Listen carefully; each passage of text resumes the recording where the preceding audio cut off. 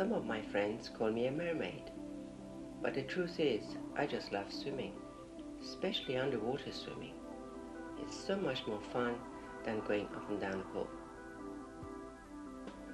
I like to think of my particular form of aquatics as underwater aerobics. It's basically a freer form of synchronized swimming, incorporating dance, ballet, gymnastics and aerobics.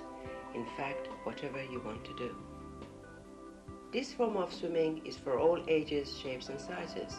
Remember, being in and underwater frees you from the constraints of gravity. It becomes a great way to do non-weight bearing exercise. Who can do this type of swimming? Well, it helps if you can swim, of course, but more important is not to mind being underwater. In this video, you can see me swimming without goggles or mask. Don't worry, that's just for effect and to show you how easy it can be. Feel free to wear goggles against chlorine or salt, especially if you are going to spend long periods underwater. And yes, my eyes did sting at the end of each filming session. To get the most out of underwater aerobics, it does help if you can gradually build up your breath holding capacity. And in the next section, I'll show you how I do this. It's not the only way, of course, but one which seems to work for me. Of course, with all exercise of a cardiovascular nature, you should be in reasonable health. And if unsure, always check with your doctor first. Another safety recommendation is that as I can spend lengthy and repeated sessions underwater, sometimes using ankle weights as well, I always make sure I swim with a partner who is also an accomplished swimmer and who can keep an eye on me whilst I'm submerged. This is very important if you have your own private pool. If using a public pool, tell the lifeguard what you're doing. The safety message, as in many water-based sports, is don't do it on your own or if no one else is about. Underwater aerobics or freestyle aqua aerobics involves being athletic with grace and movement. It gives a great workout, helps flexibility in a weightless environment and helps to keep your figure in trim.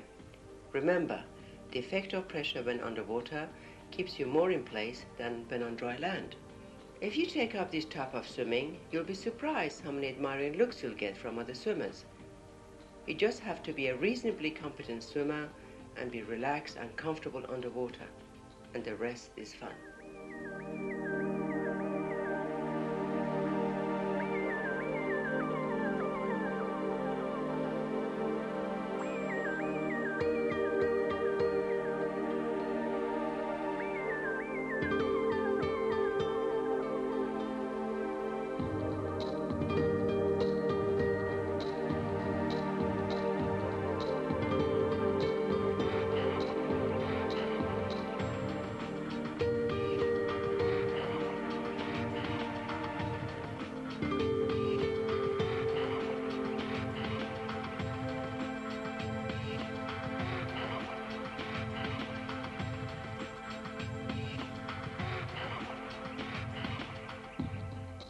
It goes without saying that to perform underwater aerobics, you need to build up your breath-holding capacity. My training routine is nothing special, but I'll run through what I do. A safety notice first, I never ever hyperventilate. The basis of my training and technique is to take just 2 or 3 deep breaths and then submerge, and rest a while between each dive to recover. You saw me just take a deep breath, then submerge. I trickle exhale if I feel the pressure is building up in my lungs. It's surprising how much air you can take in with just a couple of breaths. You'll see when I submerge again, I'm able to be underwater and slowly exhale for nearly a minute and a half and remain relaxed throughout the breath hold.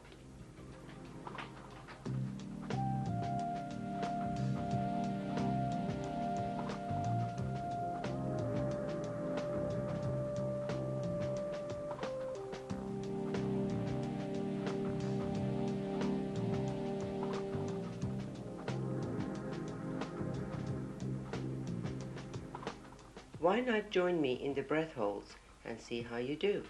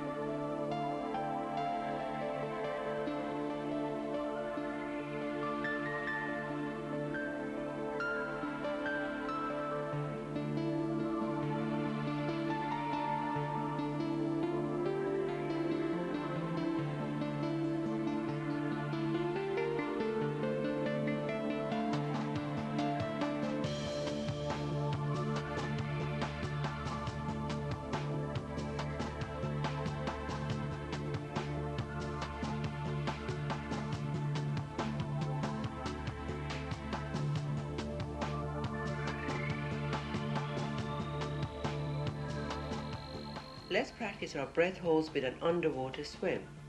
Start with a width, then a double width as I'm doing here, and as you'll see in the final section of this video, a length.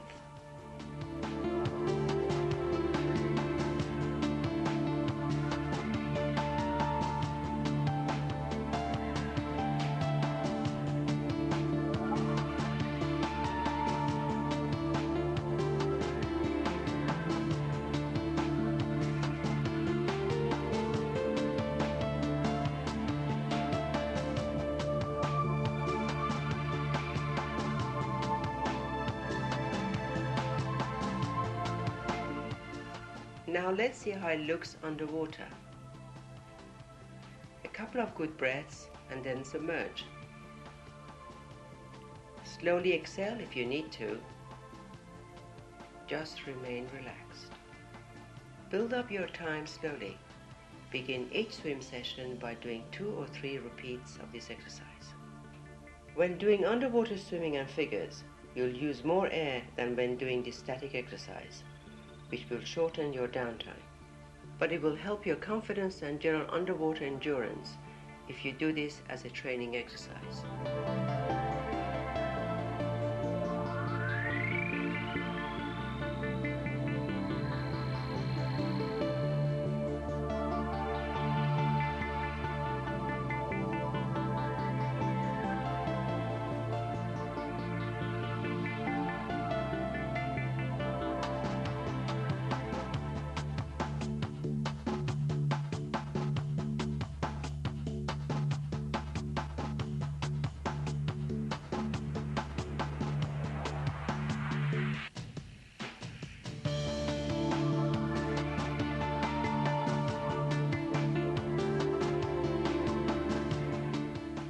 In this sequence, I'm under for about 1 minute 30 seconds.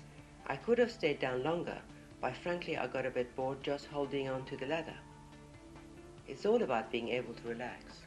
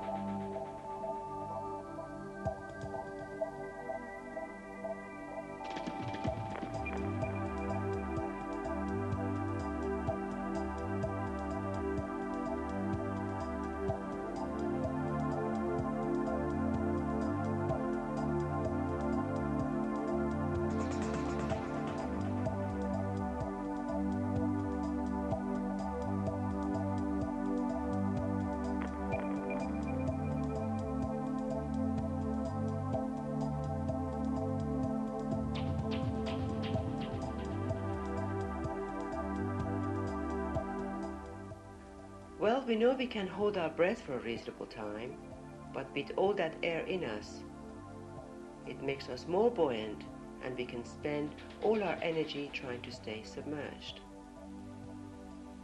The key is to be relaxed as possible and to stay at depth.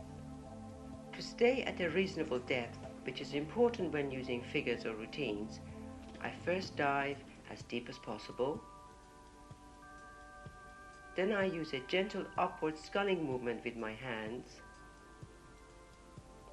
And thirdly, I trickle exhale to reduce my buoyancy.